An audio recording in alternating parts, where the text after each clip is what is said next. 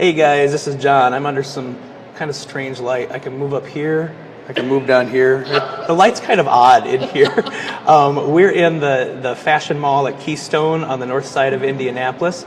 I have Indu, you're going to have to say your last name for me. Vasuvedan. Vasuvedan. Mm-hmm. Okay, I'm very, see, this is like a running joke on these videos. I'm very bad at pronouncing, I'm very much a small town white boy, you know, so I'm learning. That's the whole point of these videos, is that I'm learning. Well, I'd like always to point out, my name is entirely phonetic. You just say every letter in the order that it comes. And since I grew up in Canada where the names are all French and Ukrainian, that's not always true. Oh, wow. So we've got a couple people here with us. I haven't put you on camera yet. I've still got me on camera so far, because I only have this one option of put it, move it here or move it here. We have a couple people here that don't really want to be on camera, including my wife, who doesn't really want to be on camera, but that's okay. That's okay. They might chime in with a question here or there. You guys that are watching, please chime in here and there. We've got one person watching right now. Those of you who are watching after the fact, not watching live, please put your questions in the comments. This is not going to be the only time that we talk to Indu. She's a wonderful lady. I had a chance to go out to the Hindu temple a few weeks ago and see a tour of the place, which I highly recommend anybody in the Indianapolis area go see the Hindu temple. Or if you're not in the Indianapolis area, find a Hindu temple in your area and go take a look at it.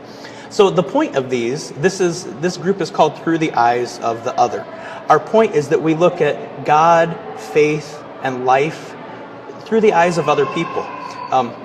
A lot of us don't have the opportunity or maybe don't ever think about seeing life through somebody else's eyes. And so that's really what we want to do. We want to give an opportunity to see life through somebody else's eyes. So I'm going to turn the camera around here now, and I'll adjust it a little bit. And this is Indu. Yeah, the light looks much better on you than it does on me. So thank you so much for joining us here, Indu. I really appreciate it. Thank you for having me. So you are a Hindu. Okay, so I know that a lot of people, a lot of Americans, a lot of white bread, small town American boys like me, don't know a whole lot about Hindus. Can you just tell us a little bit, like some of the basics about Hinduism? You are asking to sum up the beliefs of 700 million people living all over the world for a tradition that's been around for more than 10,000 years. True. And we have a 20-minute video. Yeah. So I'm going to pick up on just one theme. And I would like you always to remember that Hinduism is not a monolithic faith with a central hierarchy, and it's not really an institutionalized religion in the sense that we're familiar with those sorts of things here. In fact, I would say kind of like what Catholicism is. I would say that it's kind of a misnomer to put ism on Hinduism, first of all. And I would also really hesitate to use the term Hindu, because that's a name that was given by non-Hindus and more as a geographic tag rather than about a system of thought or a system of belief. Okay. So what would you say then? The term Hindu does not appear in any of our scriptures. The term that we would use is Sanatana Dharma, which means I can say that. Which means the eternal way. And that is an important distinction that should be understood. And I'll explain as I talk a little bit about the beliefs themselves. So that's really interesting to me. I'm sorry to interrupt you. That's really interesting to me, that the eternal way. So if you would, that's what you call the beliefs, and you're talking about in general all different people all people that belong to the eternal way, or that's just like one particular sect? That's actually the name that is given to Hinduism in the scriptures. Okay. It's the term Hinduism is not really accurate. Yeah. That's interesting to me because there's parts in the New Testament in Christianity where they said they were followers of the way, not the eternal way, but the so it's a very, and obviously Christianity is not an American thing. It's a Middle Eastern religion also, Well, I would put forth the idea that most religions follow the way. Yeah. Most faith traditions, I would say, not religions necessarily, but most faith traditions are an explication of the way. And I think Mahatma Gandhi once said the last true Christian was Christ. So it's not an unusual concept by any means. So in the most ancient of our scriptures, which is called the Rig Veda, there is a hymn called the Hymn of the Origin, and it tells the story of creation. And in this it says, before there was time, before there was space, there was one. And we give no attributes to this one. We don't say that it was happy or peaceful or purple or polka dotted. It was one. Or cosmic or grand, just one. No words are given because any word would diminish, define, that is, put limits on something that had no limits. Sure. And at one point, one wished to know itself. Now, to know, there have to be two things. There has to be someone to do the knowing and something to know. And therefore, one divided itself from itself in order to know itself. And at that moment, a vibration came into being, and that vibration is Om. Om is the Hindu version of the Big Bang. Okay. From this vibration, love and truth emerge. And then from love and truth comes all of this that we call our universe, which is still only a fragment of that original one.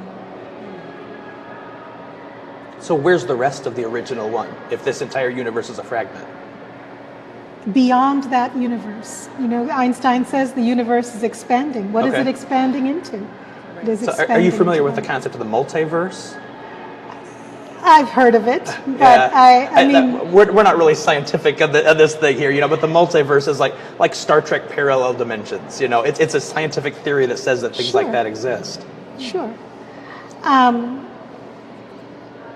But this view of creation has several consequences. The first is, we believe not simply that there is one God, but that there is only God. There is nothing but God.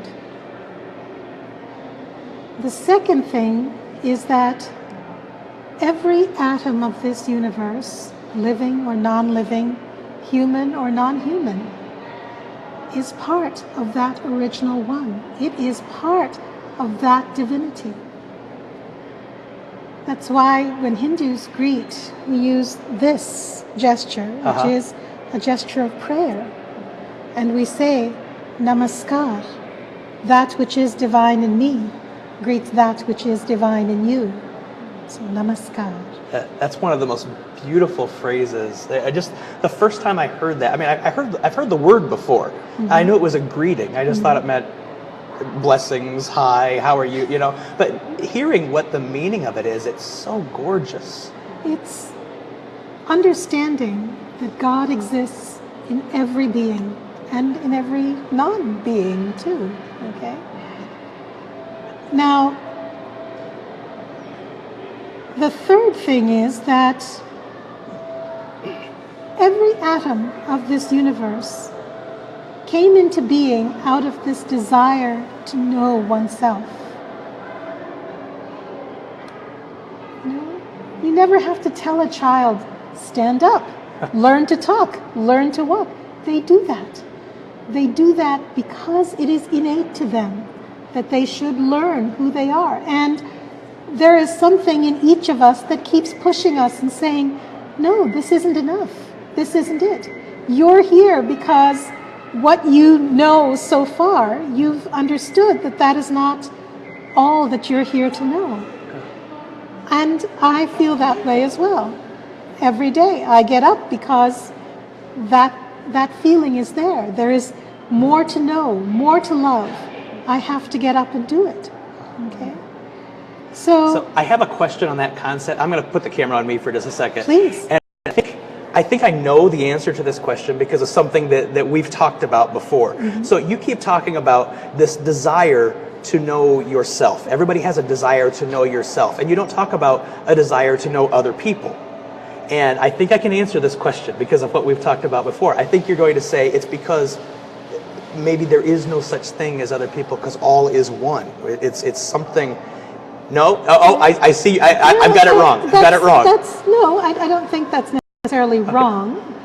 But, I always think of my son, my favorite little philosopher. And when he was little, he used to hear his father say, I'm going to go play tennis. And he would hear his sister saying, I'm going to go to music class. Uh-huh. And he would hear me say, I'm going to go write an article. And he used to scrunch up his eyes and used to ask, you could definitely see the wheels turning. And what he was asking himself was, who is this I that everybody claims to be? And he would say very carefully and very, very thoughtfully, I, Raghav, am going to go play. Okay? Because he wanted to make sure that we understood it was this I rather than any other I. But the point, the question we all have to ask ourselves is, who are we, really?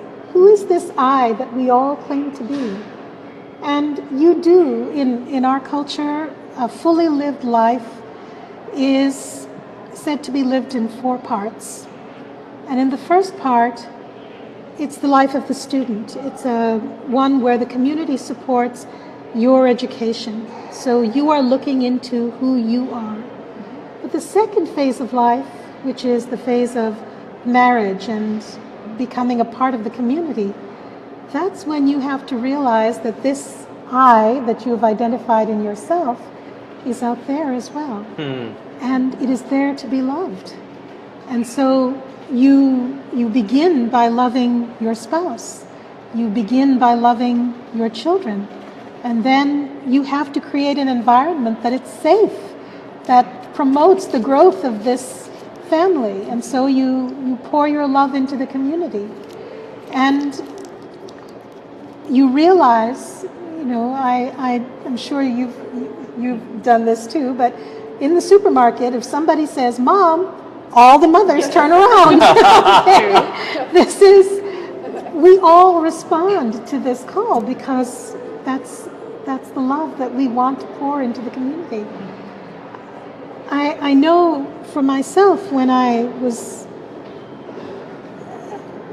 remember toward the end of my bachelor's degree, and I was thinking about graduate school and various things, and one of the things that I felt very deeply at the time was that I'd been very fortunate in my life that I have been very much loved. I've been part of a very loving family, of a very loving community. But there was also a desire to love. Okay? And I found myself being drawn into so many volunteer activities and so many things that drew me out into the community. And it was a very natural progression for me as in my growing up, that all this love that had been given to me had to find another place to go. So does that answer your question, John? I don't know, because you know what? You have this thing that you know what? I want to go into that in a second. I got another question for you. You talked about, I've got so many ideas. I just get so wrapped up in listening to you. You know, so you talked about marriage a little bit ago, and we have this common idea of marriage being the two becoming one. You know, two coming together to be one. So I take it that you would say, and stop me if I'm wrong here, but I think that you would say that in some way those two have always been one. They're seeking out the oneness that they already have. It's actually, we just celebrated the wedding of my daughter, so this is all very fresh in my mind right now. But in our culture, the wedding is not just two people coming together as one.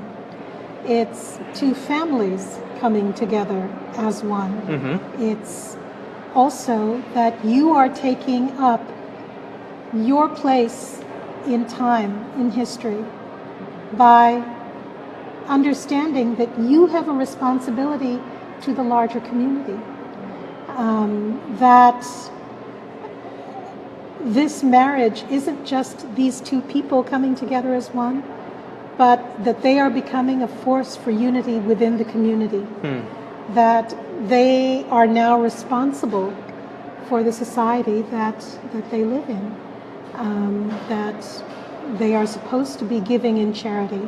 They are supposed to be taking part in every way in building a new world. So I was very much moved at the time of the wedding by a saying of Thoreau's, where he says, "Let your love be not only a flame, but a light as well." That is very much the idea of marriage. Yeah.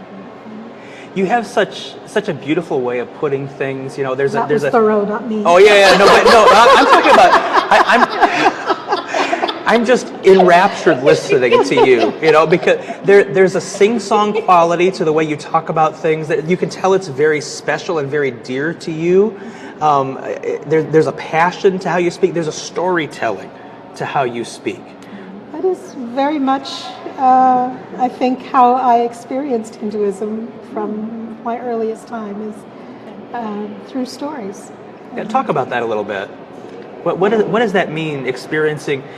But you told me Hindu. It wasn't right to call it Hinduism. No, experiencing the eternal way through stories. How does that work?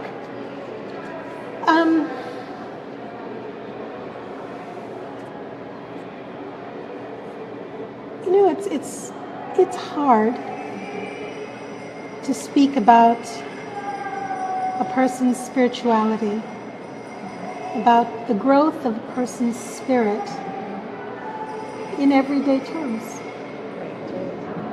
Because we like to limit things. Yeah, and I think one of the things is the natural way of speech, the natural way of thinking is one that categorizes. It says me and not me, right? That's how we describe things. Yeah. Labels and distinctions. Distinctions, ego-driven. categories, exactly. Yeah. We tend to divide our experiences into the experiences that are pleasant and the experiences that are unpleasant. But I think the qualities of mind that we have to develop, and this is really getting to the heart of what the way, the eternal way is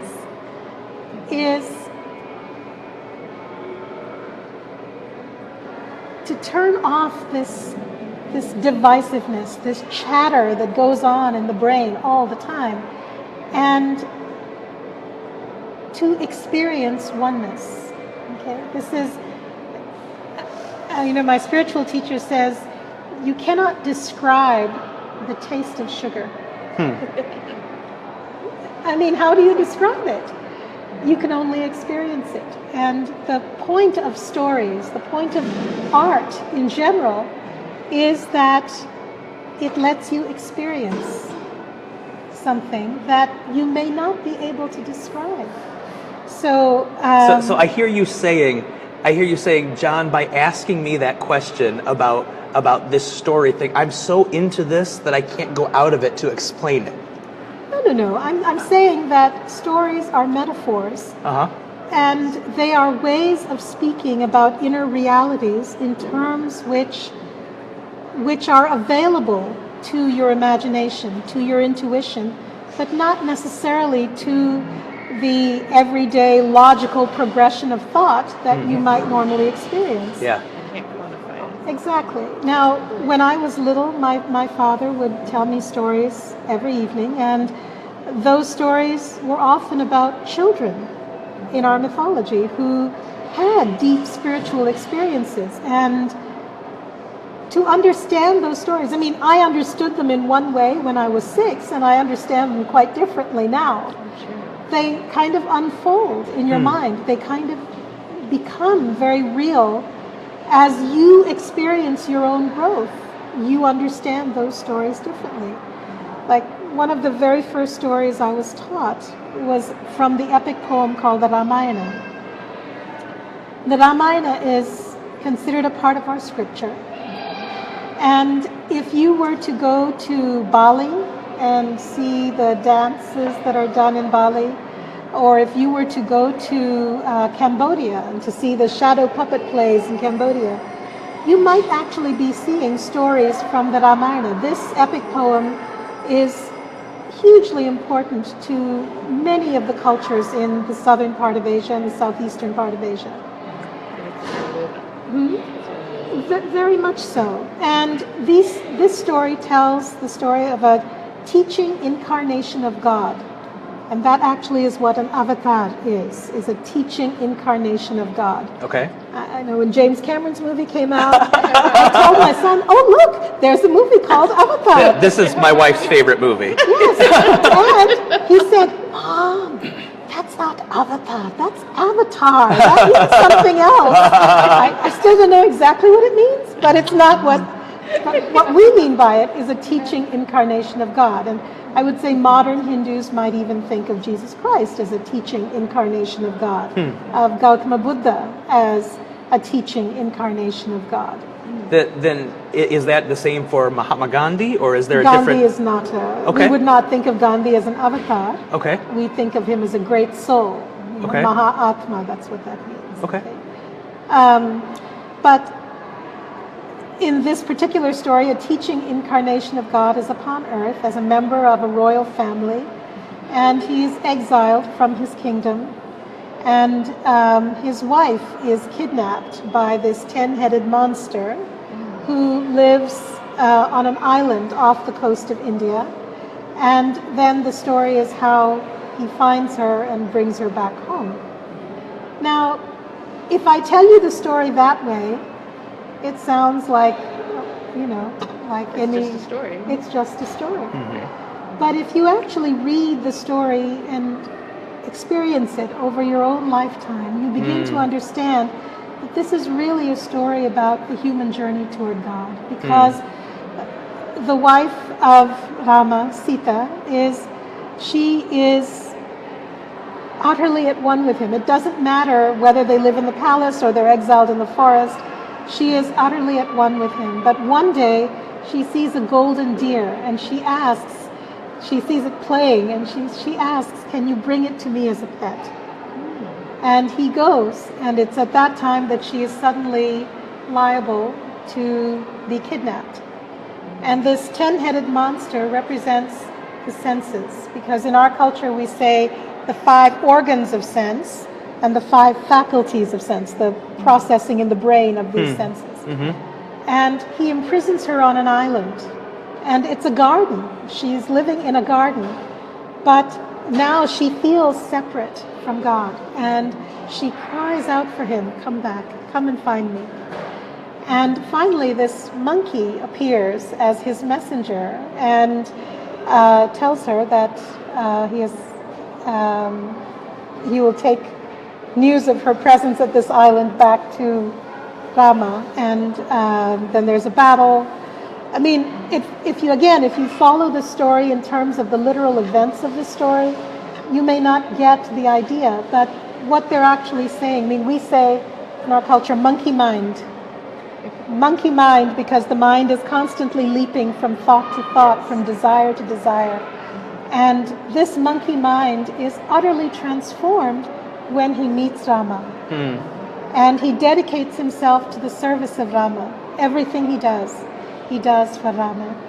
And So then he is able to leap across the ocean. He is able to shrink himself to the size of a little kitten or make himself as large as a mountain. He's able to do all things because his mind is now completely focused on the service of God. And that is what brings the human soul and God back together, is this discipline of the mind in service. Yeah. This idea of a story, and I'm putting the camera back on me for a second here. Please. This idea of story being so much more than just stories, you know.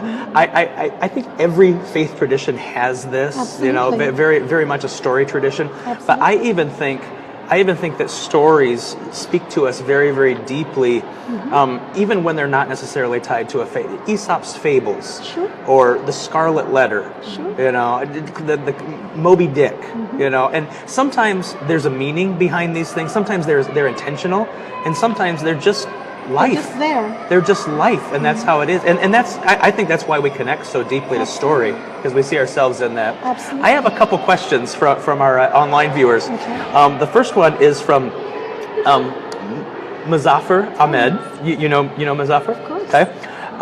He's one of our Muslim friends, for those of you watching. He says, what is the purpose of our creation? The purpose of our creation is to know ourselves in God. To know ourselves in God.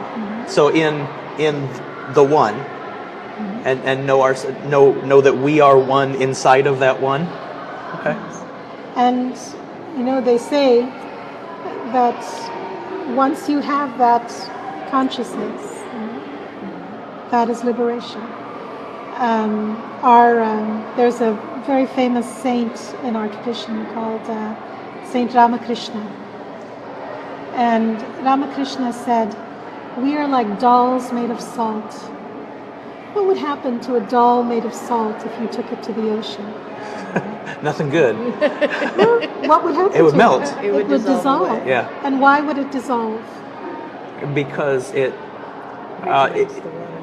it reaches into It is something of the bigger than same itself. nature as the water itself.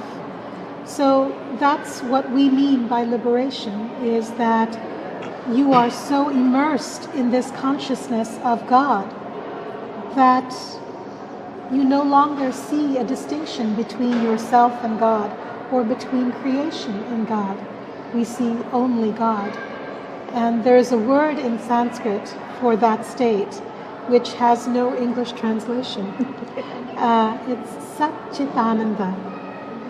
Satchitananda, which means Sat is... I thought you said it had no English translation. Well, I can... There's no direct You would give the idea. No direct Yeah. translation, but Sat is that which is eternal. Chit is consciousness. Ananda is bliss. So the bliss of living in the consciousness, in the constant consciousness of the God, of the divine presence, that's the state that we want. So in the eternal way, You can call it Hinduism. Okay. So I am not. I am part of the one, but I am not complete as one, and so I You don't reach know out. it. Okay. You don't know it. Okay. I mean, I would say that this is the central challenge of Hinduism, is that we have this experience by flashes. You know, I can see the divine in Mahatma Gandhi. I can see the divine in my children. I can see the divine in the color of the autumn leaves, and I can see the divine in the structure of a snowflake. But I am not always conscious of the divine. If someone opposes me on something where I feel myself to be completely right, I mean, on the issue of semicolons, I am always and completely right. If somebody opposes me on that subject, I'm willing to rant and rave about, you know, the death of the American semicolon.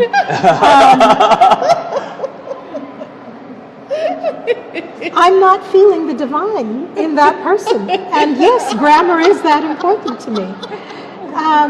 I don't mean to be flippant, but I'm just saying it takes so little to make me lose that consciousness of the divine presence. So the question is, how does that happen?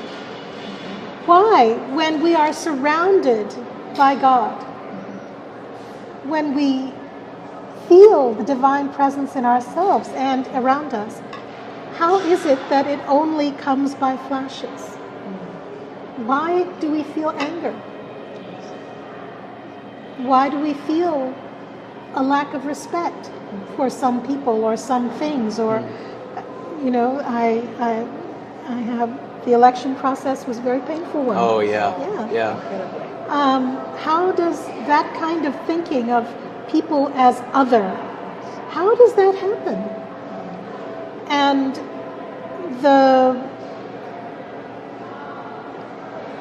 this is the central question that our sages have kind of grappled with, and the answer has been it's the nature of the human mind, that we assume that this mind that is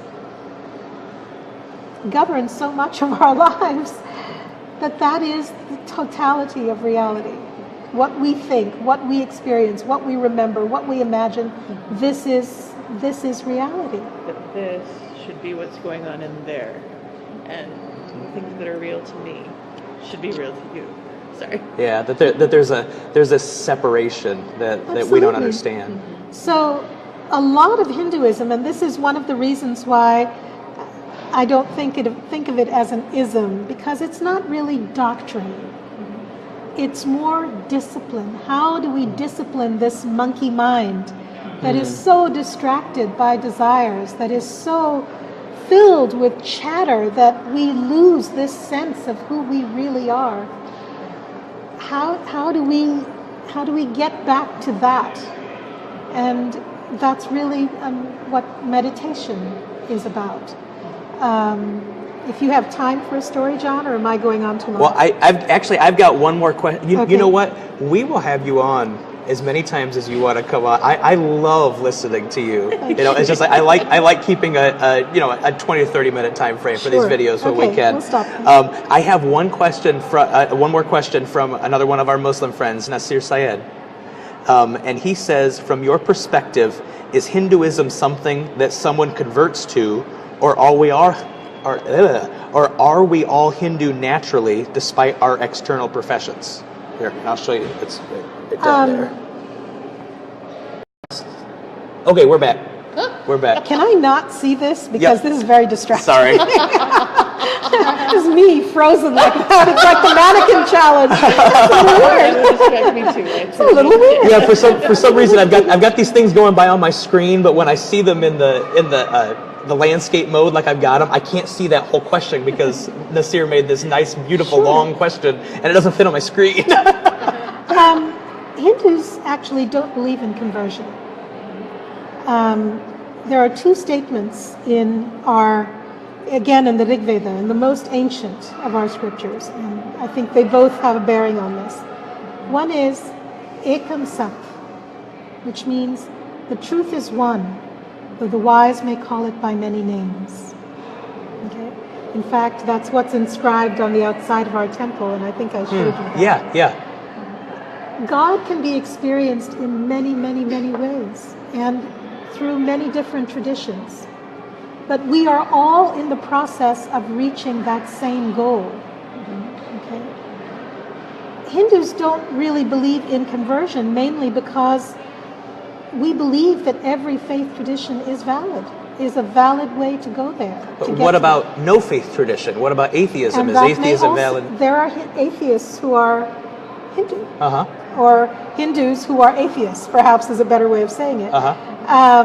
Because ultimately, the goal that we are trying to reach is the same. I mean, I think even atheists would say that the goal that they want to reach as atheists is this sense of humanity. What is it to be human, right? Yeah, you find that I think one of the most beautiful philosophies that I've heard is the philosophy of secular humanism, which secular humanism, it generally it's called atheism at the same time. Well, some, there's. I have many friends who are atheists who are secular humanists, and basically their view, and I'm not saying that this is from some big study that I've done, but their view is that this is all there is, so I'm going to make it as beautiful as I can. Yeah. I think that's lovely. Well, the other thing that I've heard from some atheists anyway is that one of the reasons they feel that they should turn away from religion is because so many religions divide. Divide you from Certainly. other people. And that divisiveness is what they're reacting against. And so for Hindus, all of these paths, whether you choose to be atheist, agnostic, Christian, Hindu, Jewish, Buddhist, Jain, whatever you want to be, Sikh, all of these are valid paths to God. The other thing that is said in the Rig Veda is, let noble thoughts come to us from every side.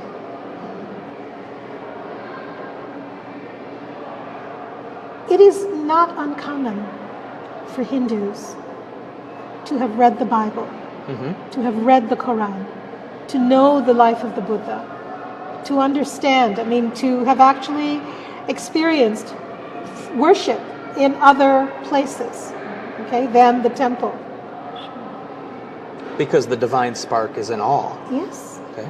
I personally, in Canada, my best friend was Mennonite. I loved going to her church. I loved it.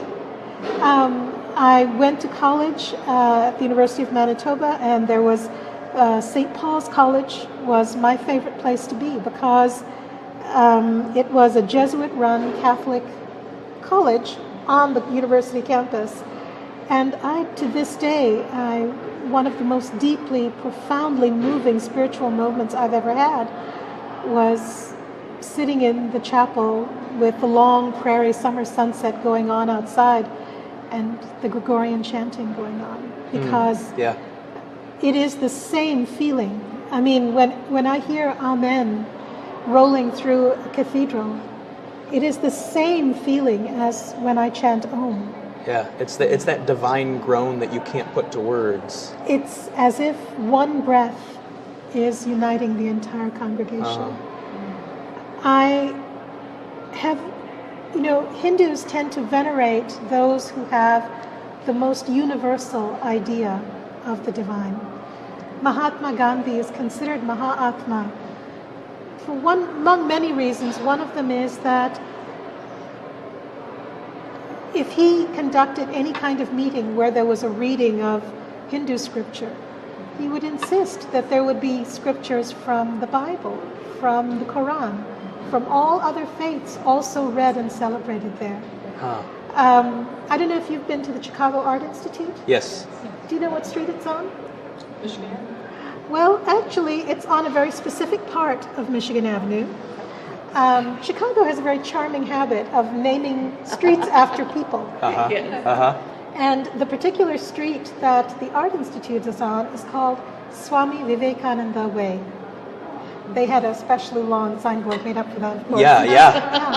And Swami Vivekananda was a spiritual leader of the late 19th and early 20th centuries. He was a student of Saint Ramakrishna, whom we just talked about. Okay. And he came to the Parliament of Religions, I think it was 1893, something like that. And it was held in Chicago at that time, and he began by saying, brothers and sisters. He's speaking to people of all faiths. And he said that every faith tradition is like a river that's leading to the same ocean. Now, the monument for Saint Vivekananda in India, India is a peninsula that juts out into the ocean. And just off the tip of the coast, there is an outcropping of rocks where the waters of the Bay of Bengal, the Arabian Sea, and the Indian Ocean all mingle. And in that place of unity, that is where his monument is. You have to take a little boat to get out there. My own spiritual teacher says there is only one religion, the religion of love. There is only one caste, the caste of humanity. There is only one language, the language of the heart. There is only one God, and God is omnipresent.